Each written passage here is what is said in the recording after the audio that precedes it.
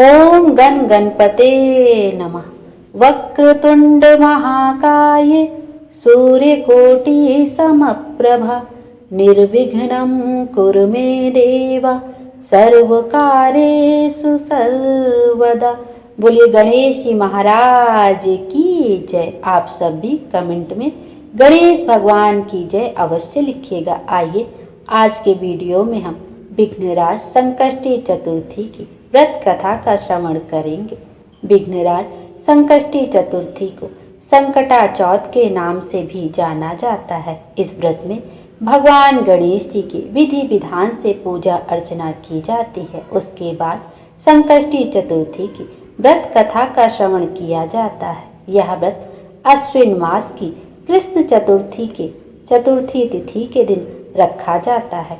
यह दिन भगवान गणेश को समर्पित होता है। इस व्रत को करने से घर परिवार में सुख शांति बनी रहती है और भगवान गणेश जी के आशीर्वाद से सभी दुख दर्द का अंत होता है और जीवन में खुशियां ही खुशियां आती है। आइए अब हम भगवान गणेश का ध्यान करते हुए और उनके चरण कमलों में अभिनंदन करते हुए व्रत कथा का श्रवण करते हैं। उससे पहले हम विघ्नराज संकष्टी चतुर्थी तिथि के दिन 10 सितंबर 2025 को चंद्र दर्शन का शुभ मुहूर्त भी जान लेते हैं और उसके बाद कथा का श्रवण करते हैं। चंद्र दर्शन का शुभ समय आपका रात में 8:06 पर होगा।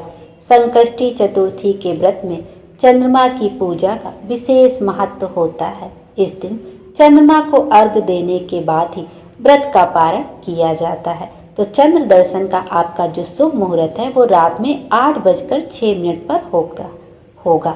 आप इस समय चंद्रमा को अर्घ्य देके अपने व्रत का पारण कर सकते हैं। आइए अब कथा की ओर चलते हैं। पौराणिक कथा के अनुसार दानवीर दैत्यराज बलि के 100 प्रतापी पुत्र में से बाणासुर भी एक था, जिसने भगवान शिव की कठिन तपस्या की थी। बाणासुर की एक बेटी भी थी जिसका नाम उषा था। एक दिन उषा को सपना आया कि वो अपने होने वाले पति अनिरुद्ध से दूर जा रही है। इस सपने के बाद से ही वो विचलित हो गई। उन्होंने अपनी सहेली चित्रलेखा से कहा कि त्रिभुवन में रहने वाले सभी लोगों के चित्र बनवाए, जिसमें से वो अनिरुद्ध को पहचान पाए। चित्रलेखा ने चित्र को बनवाकर उषा को दे दिया। उषा ने एक चित्र को देखते हुए कहा कि ये वो ही है जिसके साथ सपने में मेरा पाणी ग्रहण हुआ था। इसके बाद उषा ने अपनी सहेली को उसे ढूंढने का आदेश दिया। अपनी सखी के कहने पे चित्रलेखा ने कई स्थानों पर अनिरुद्ध को ढूंढा। कई दिनों बाद द्वारकापुरी में अनिरुद्ध मिला, जिसके बाद उसे बाणासुर नगरी लाया गया। अनिरुद्ध के गुम होते ही राजा प्रद्युम्न अपने पुत्र के शोक में चले गए। तब दुखी रुक्मिणी ने भगवान कृष्ण से कहा कि हमारे पौत्र का किसी ने हरण किया है या वो अपनी इच्छा से गया है, कृपया मुझे बताएं, नहीं तो मैं अपने प्राण त्याग दूंगी। रुक्मिणी की बातें सुनकर श्री कृष्ण जी ने यादवों की सभा बुलाई, जहाँ पर उन्होंने लोमस ऋषि के दर्शन करके उन्हें सारी घटना के बारे में बताया।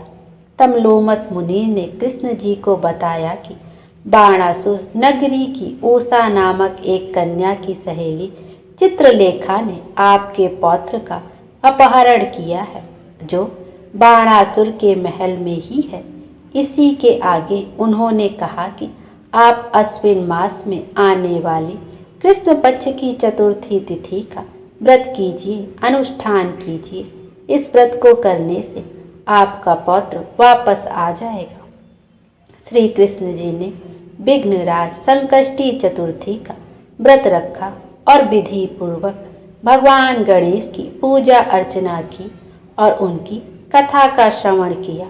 माना जाता है इस व्रत के शुभ प्रभाव से ही कृष्ण जी को उनका पौत्र वापस मिला था। धार्मिक मान्यताओं के अनुसार विघ्नराज संकष्टी चतुर्थी का व्रत करने से संपूर्ण विपत्तियों का नाश होता है, साथ ही जीवन में शांति और धन धान्य का वास होता है। हालांकि बाद में कृष्ण जी ने बाणासुर की सहस्त्र भुजाओं को काटकर उसे युद्ध में पराजित कर दिया था। बोलिए भगवान गणेश जी की जय।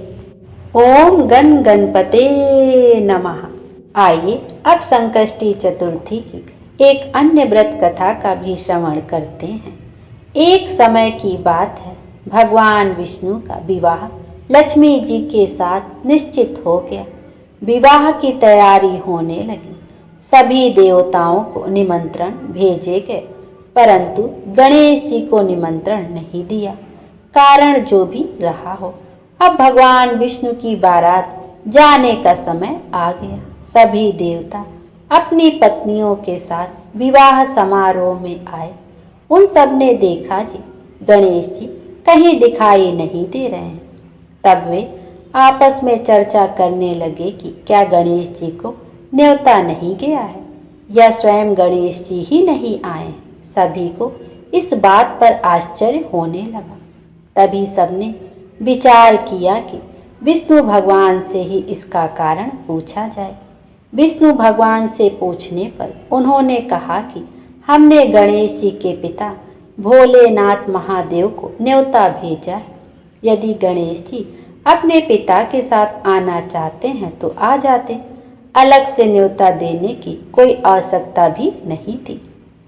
दूसरी बात यह है कि उनको 1.25 मन मूंग, 1.25 मन चावल, 1.25 मन घी और 1.25 मन लड्डू का भोजन दिन भर में चाहिए। यदि गणेश जी नहीं आएंगे तो कोई बात नहीं, दूसरे के घर जाकर इतना सारा खाना पीना अच्छा भी नहीं लगता। इतनी वार्ता कर ही रहे थे कि किसी एक ने सुझाव दिया, यदि गणेश जी आ भी जाएं तो उनको द्वारपाल बनाकर बैठा देंगे कि आप घर की देखभाल करना। आप तो चूहे पर बैठकर धीरे धीरे चलोगे तो बारात से बहुत पीछे रह जाओगे। यह सुझाव भी सबको पसंद आ गया तो विष्णु भगवान ने भी अपनी सहमति दे दी। होना क्या था कि इतने में गणेश जी वहां आ पहुंचे और उन्हें समझा बुझाकर घर की रखवाली करने बैठा दिया। बारात चल दी। तब नारद जी ने देखा कि गणेश जी तो दरवाजे पर ही बैठे हुए, तो वे गणेश जी के पास गए और रुकने का कारण पूछा। गणेश जी कहने लगे कि विष्णु भगवान ने मेरा बहुत अपमान किया है। नारद जी ने कहा कि आप अपनी मूषक सेना को आगे भेज दें तो वह रास्ता खोद देगी, जिससे उनके वाहन धरती में धंस जाएंगे। तब आपको सम्मान पूर्वक बुलाना ही पड़ेगा। अब तो गणेश जी ने अपनी मूषक सेना जल्दी से आगे भेज दी और सेना ने जमीन पोली कर दी। जब बारात वहां से निकली तो रथों के पहिए धरती में धंस गए। लाख कोशिश करने परंतु पहिए नहीं निकले। सभी ने अपने अपने उपाय किए, परंतु पहिए तो निकले ही नहीं, बल्कि जगह जगह से टूट गए। किसी की समझ नहीं आ रहा था कि अब आगे क्या किया जाए। तब तो नारद जी ने कहा, आप लोगों ने गणेश जी का अपमान करके अच्छा नहीं किया। यदि उन्हें मना कर लाया जाए तो आपका कार्य सिद्ध हो सकता है और यह संकट टल सकता है। शंकर भगवान ने अपने दूत नंदी को भेजा और वे गणेश जी को लेकर आए। गणेश जी का आदर सम्मान के साथ पूजन किया गया। तब कहीं रथ के पहिए निकले। अब रथ के पहिए निकल तो गए, परंतु वे टूट फूट गए, तो उन्हें सुधारे कौन। पास के खेत में एक खाती काम कर रहा था, उसे बुलाया गया। खाती अपना कार्य करने के पहले श्री गणेशाय नमः कहकर गणेश जी की वंदना मन ही मन करने लगा।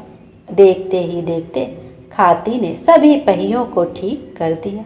वह खाती कहने लगा कि हे देवताओं, आपने सर्वप्रथम गणेश जी को नहीं मनाया होगा और ना ही उनकी पूजन की होगी, इसीलिए तो आपके साथ यह संकट आया है। हम तो मूर्ख अज्ञानी हैं, फिर भी पहले गणेश जी को पूजते हैं, उनका ध्यान करते हैं। आप लोग तो देवतागण हैं, फिर भी आप गणेश जी को कैसे भूल गए? अब आप लोग भगवान श्री गणेश जी की जय बोल कर जाएं तो आपके सब काम बन जाएंगे और कोई संकट भी नहीं आएगा। ऐसा कहते हुए बारात वहां से चल दी और विष्णु भगवान का लक्ष्मी जी के साथ विवाह संपन्न करा के सभी साकुशल घर लौट आए। हे गणेश जी महाराज, आपने विष्णु जी के जैसे कार्य सारियो ऐसे कार्य सबको सिद्ध कीजिए। बोलो गजानन भगवान की जय, गणेश जी महाराज की जय।